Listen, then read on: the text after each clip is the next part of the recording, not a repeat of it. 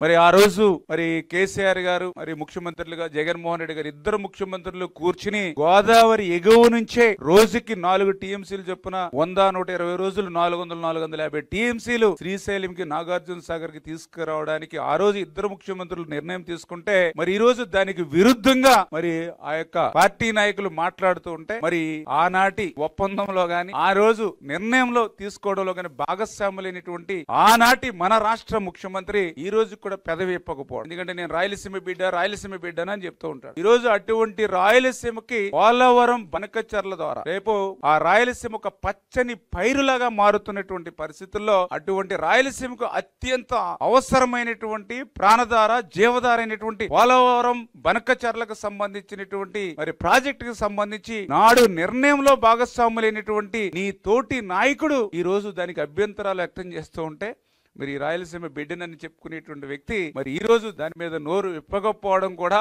మరి ఆయన యొక్క డబుల్ స్టాండ్. అంటే వీరందరూ కూడా అధికారంలో ఉంటే ఒక రకంగా మాట్లాడతారు, ప్రతిపక్షంలో ఉంటే మరొక రకంగా మాట్లాడతారు అనేది ఇవన్నీ కూడా ఉదాహరణలు అనే విషయాన్ని మరొక్కసారి మీ ద్వారా కూడా తెలియజేసుకుంటూ